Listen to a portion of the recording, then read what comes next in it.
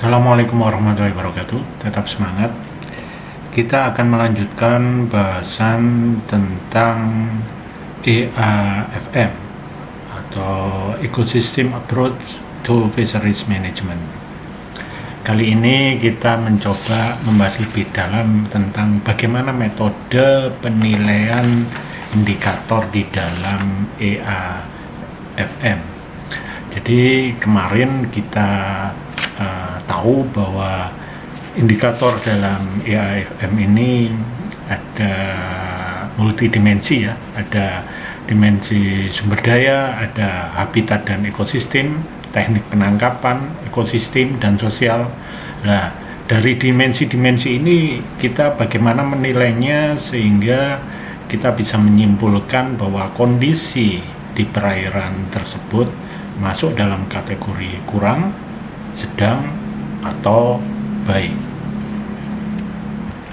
Sebelumnya di sini saya ingin menunjukkan bahwa untuk EAFM ini di Indonesia ya, untuk pengelolaan perikanan dengan pendekatan ekosistem ini ada web yang dibuat oleh Dinas Perikanan dan Kelautan ya, Kementerian Kelautan dan Perikanan, maaf ya, bahwa di sini ini webnya ya, bahwa di sini terdapat banyak informasi tentang EAFM. Ya, di sini ada informasi tentang EAFM yang di laut, konsep dan definisinya, networknya. Kemudian di sini ini juga ada yang penting juga tentang tools EAFM. Tools ini berisi bagaimana kita menghitung, menilai suatu sumber daya, suatu penilaian terhadap pengolahan perikanan di suatu lokasi, suatu wilayah. Nah, di sini ini ada beberapa tools. Nah, tools ini sudah ada Excel, jadi kita tinggal menginput data sesuai dengan kondisi lokasinya. Jadi ini bisa kita download untuk kita lakukan penilaian terhadap sumber daya di suatu lokasi. Metode penilaian indikator EAFM sendiri ini di buku pedoman ini dikeluarkan oleh Direktorat Sumber Daya Ikan ya, Dirjen Perikanan Tangkap, Kementerian Kelautan dan Perikanan. Buku ini berjudul Penilaian Performa Pengelolaan Perikanan Menggunakan Indikator EAFM. Bahwa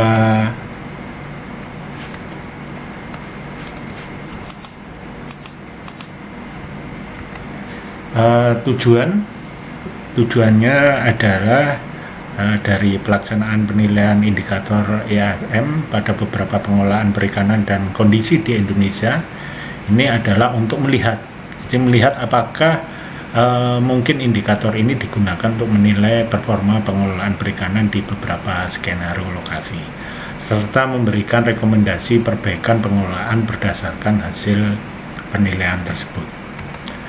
Kemudian analisisnya adalah analisis komposit, bahwa di sini jelaskan bahwa menggunakan teknis flag modeling ini dilakukan dengan menggunakan pendekatan multi kriteria analisis MCA, di mana setiap set kriteria ini dibangun sebagai basis bagi analisis keragaman wilayah pengelolaan perikanan dilihat dari pendekatan ekosistem dalam pengelolaan perikanan melalui pengembangan indeks komposit dengan tahapannya sebagai berikut. Bahwa yang pertama adalah menentukan kriteria untuk setiap indikator, baik indikator habitat, sumber daya ikan, teknis penangkapan ikan, sosial, ekonomi, dan kelembagaan.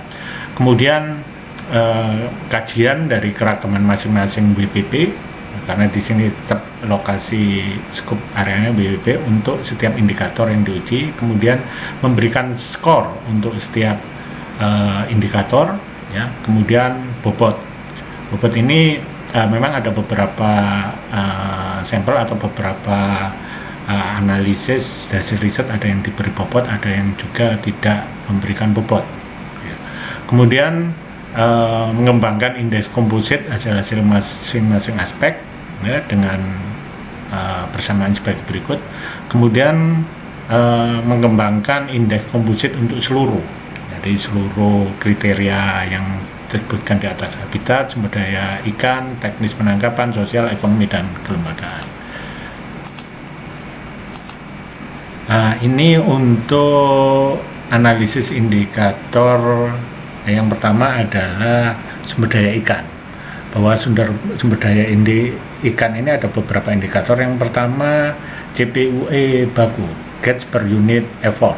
Jadi di sini kriterianya yang pertama, jika CPUE baku menurun tajam, kemudian yang kedua jika CPUE baku menurun sedikit, kemudian CPUE baku stabil atau meningkat. Nah, ini skornya. Ya, kemudian ukuran ikan. Ada yang pertama, tren ukuran rata-rata ikan yang tertangkap semakin kecil, kemudian kedua, tren ukuran relatif tetap, kemudian ketiga, tren ukuran semakin besar. Kemudian indikator yang ketiga, proporsi ikan. Nah, ini kasus yang diambil ada di Juwana ya, yang tertangkap. Kemudian pertama banyak sekali, banyak ini lebih dari 60% ya. Kemudian kedua banyak, ketiga sedikit, kurang dari 30%. Kemudian komposisi spesies. Yang pertama nilai skor 1 jika proporsi target lebih sedikit. Yang kedua, ini maksudnya target utama ya, ikan yang menjadi target utama. Kemudian yang kedua, proporsi target sama dengan non target. Kemudian yang tiga, proporsi target lebih banyak. Kemudian range collapse, sumber daya ikan. Jadi di sini ada dua kriteria, semakin sulit relatif tetap, kemudian makin mudah. Kemudian yang selanjutnya, jika fishing ground sangat jauh.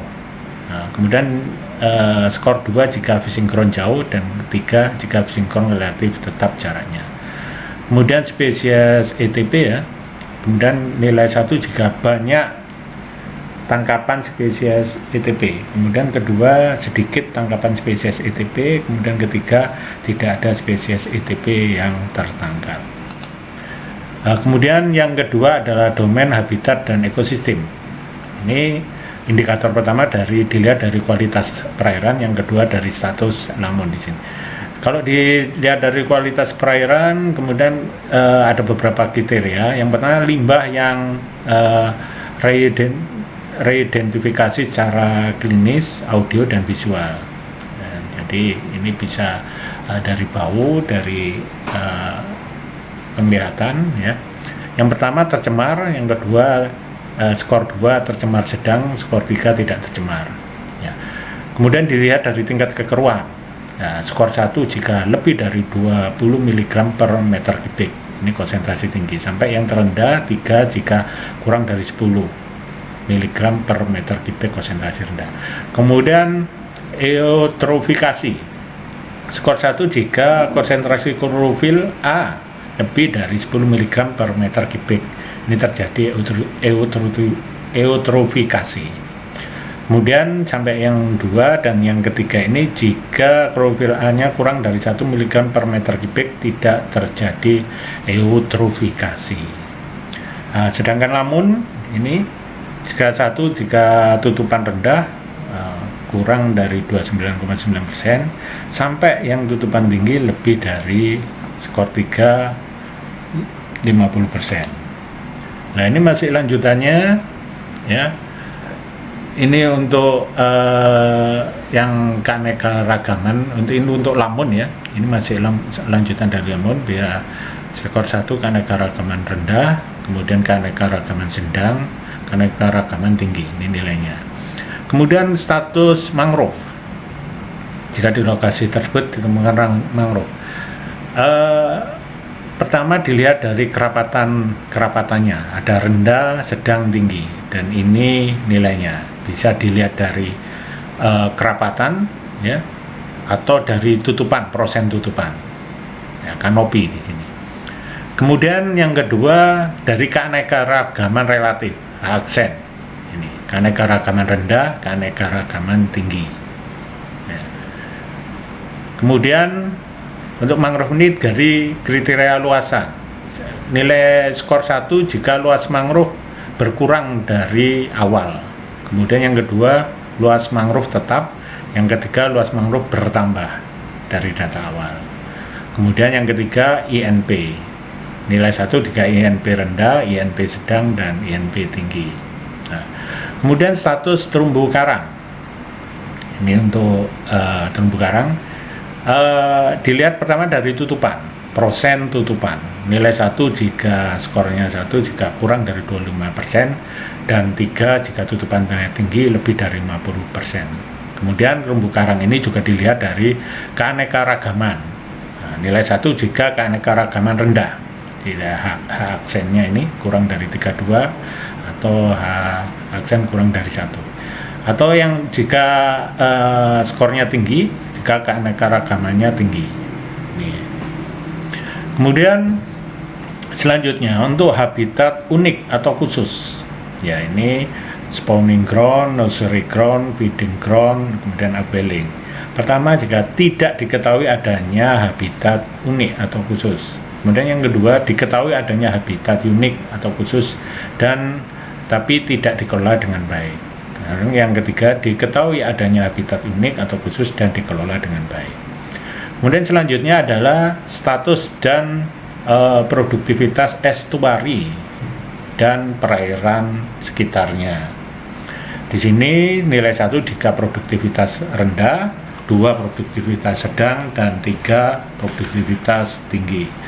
Kemudian selanjutnya dari perubahan iklim terhadap kondisi perairan dan habitat. Nilai 1 jika belum adanya kajian tentang dampak perubahan iklim, 2 diketahui adanya dampak perubahan iklim tapi tidak diikuti dengan strategi adaptasi dan mitigasi. Dan skornya 3 tinggi ya, diketahui adanya dampak perubahan iklim dan diikuti dengan strategi adanya adaptasi dan mitigasi. Itu tadi untuk habitat dan ekosistem. Selanjutnya untuk dominansi teknik penangkapan ikan. Ada beberapa indikator di sini. Yang pertama, indikatornya adalah metode penangkapan ikan yang bersifat destruktif atau ilegal. Jadi skor 1 jika frekuensi pelanggaran lebih dari 10 kasus per tahun. Nah, skor 2 pelanggaran 5-10 kasus, skor 3 jika pelanggaran kurang dari 5 kasus. Kemudian indikator yang kedua untuk teknik penangkapan ini, modifikasi alat penangkapan ikan dan alat bantu penangkapan. Skor 1 lebih dari 50% untuk target spesies, kurang dari LM di sini. Kemudian 25-50% ukuran target spesies kurang dari LM ya, length maksimum. Kemudian 3 kurang dari 25% target spesies kurang dari LM. Kemudian fishing capacity and effort. Ini nilai skor 1 jika R kecil dari 1 sampai nilai tertinggi 3 jika R lebih besar dari 1. Kemudian selektivitas penangkapan. Ini diberi 1 ya, rendah jika lebih dari 75%, 2 jika sedang 50-75, dan 3 tinggi atau kurang dari 50% menggunakan alat tangkap yang tidak selektif. Kemudian selanjutnya kesesuaian fungsi dan ukuran kapal penangkapan ikan dengan dokumen legal. Ini nilai 1 jika kesesuaiannya rendah atau lebih dari 50% sampel tidak sesuai dengan dokumen legal. 2 kesesuaiannya sedang, 30-50% sampel tidak sesuai dengan dokumen legal. Dan 3 kesesuaiannya tinggi jika kurang dari 30% atau sampel tidak sesuai dengan dokumen legal. Kemudian sertifikasi awak kapal perikanan sesuai dengan peraturan. Nilai 1 jika kepemilikan sertifikat kurang dari 50% jadi dari kapal yang ada di lokasi tersebut. Kemudian pemilikan sertifikat 50-75% dan 3 jika kepemilikan sertifikat lebih dari 75%. Selanjutnya adalah domain ekonomi. Indikatornya ada beberapa ya. Pertama, kepemilikan aset. Kepemilikan aset ini skor 1 jika nilai aset berkurang. Ya, kurangnya sampai 50%. Kemudian 2 jika nilai aset tetap kurang dari 50%. Kemudian 3 di sini nilai aset bertambah di atas 50%. Kemudian nilai tukar nelayan NTN di sini 1 kurang dari 100, 2 100, 3 lebih dari 100. Pendapatan rumah tangga pertama jika kurang dari rata-rata UMR, jika pendapatan rumah tangga nelayan di sini. Kemudian yang kedua sama dengan UMR, dan ketiga lebih dari UMR. Kemudian saving rate di sini nilai skor 1 jika kurang dari bunga kredit pinjaman. Kemudian yang kedua sama dengan bunga kredit pinjaman, dan skor 3 lebih dari bunga kredit pinjaman. Kemudian selanjutnya domain sosial. Ada beberapa indikator. Yang pertama indikator partisipasi pemangku kepentingan. Ini skor 1 jika kurang dari 50%, yang skor 2 50-100, dan skor 3 100%. Kemudian konflik perikanan. Kemudian konflik perikanan 1 lebih dari 5 kali per tahun, 2 sampai 5 kali per tahun, 3 kurang dari 2 kali per tahun.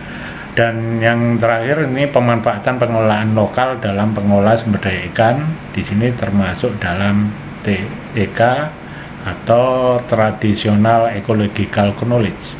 Ya, di sini nilai 1 jika tidak ada, 2 ada tapi tidak efektif, dan 3 ada dan efektif digunakan. Kemudian domain yang keenam, yang terakhir adalah kelembagaan. Di sini indikatornya ada beberapa. Yang pertama kepatuhan terhadap prinsip-prinsip perikanan yang bertanggung jawab dalam pengelolaan perikanan yang telah ditetapkan baik secara formal maupun non formal. Ini ada 2 aspek ya. Yang pertama lebih dari 5 kali terjadi pelanggaran hukum dalam pengelolaan perikanan. Kemudian yang kedua 2-4 kali terjadi pelanggaran hukum. Ketiga kurang dari 2 kali pelanggaran hukum. Kemudian yang non formal skor 1 jika lebih dari 5 informasi pelanggaran, 2 lebih dari 3 informasi pelanggaran, 3 tidak ada. Ya. Kemudian indikator yang kedua kelengkapan aturan main dalam pengelolaan perikanan. Yang pertama tidak ada, skor 1 ya, 2 ada tapi tidak lengkap, kemudian 3 ada dan lengkap. Kemudian di sini elaborasi dengan poin yang kedua. Di sini 1 ada tapi jumlahnya berkurang, kemudian 2 tapi jumlahnya tetap, ya. 3 ada dan jumlahnya bertambah. Kemudian mekanisme kelembagaan.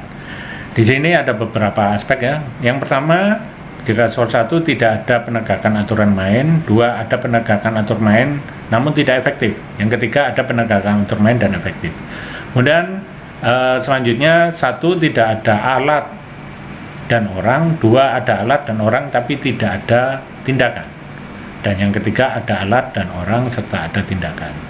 Kemudian yang selanjutnya ini 1 tidak ada teguran maupun hukuman, yang 2 ada teguran dan hukuman, yang ketiga ada teguran dan hukuman. Selanjutnya ini masih lanjutan mekanisme kelembagaan, ya ada 2 aspek ya. Kita nilai 1 jika tidak ada mekanisme kelembagaan, 2 ada mekanisme tapi tidak berjalan efektif. Kemudian 3 ada mekanisme kelembagaan dan berjalan efektif. Kemudian selanjutnya aspek kedua, 1 ada keputusan tapi tidak dijalankan, kemudian 2 ada keputusan tidak sepenuhnya dijalankan, dan yang ketiga ada keputusan dijalankan sepenuhnya. Kemudian selanjutnya rencana pengelolaan perikanan. Pertama ini skor 1 ya, belum ada RPP ya, rencana pengelolaan perikanan. Kedua ada RPP namun belum sepenuhnya dijalankan. Yang ketiga ada RPP dan telah dijalankan sepenuhnya. Kemudian selanjutnya tingkat sinergitas kebijakan dan kelembagaan pengelolaan perikanan. Nilai 1 ya, skor 1 jika konflik antar lembaga. Di sini kebijakan antar lembaga berbeda kepentingan. Kedua, komunikasi antar lembaga tidak efektif. Ketiga, sinergi antar lembaga berjalan baik. Kemudian faktor yang kedua, nilai 1 jika terdapat kebijakan yang saling bertentangan. Kedua, kebijakan tidak saling mendukung, dan ketiga, kebijakan saling mendukung. Selanjutnya kapasitas pemangku kepentingan. Nilai 1 jika tidak ada peningkatan, nilai 2 ada tapi tidak difungsikan, dan 3 ada dan difungsikan. Nah, jadi Indikator-indikator tersebut mulai dari sumber daya, habitat ekosistem, teknik penangkapan, ekonomi, sosial, dan teknik kelembagaan kita nilai sesuai dengan klasifikasinya pada suatu perairan ya. Setelah itu baru kita simpulkan dengan skor-skor tersebut kita klasifikasikan menjadi nilai kesimpulan. Jadi di sini adalah dari tiap indikator yang dinilai kemudian dianalisis dengan menggunakan analisis komposit sederhana berbasis rataan aritmatik yang kemudian ditampilkan dalam bentuk model bendera, flag model dengan kriteria seperti tabel berikut. Ya, di sini ada yang dibuat menjadi 5 kelas, kemudian ada yang 3 kelas. Selanjutnya nanti ada contoh dan tools aplikasinya yang menggunakan Excel. Terima kasih. Assalamualaikum warahmatullahi wabarakatuh.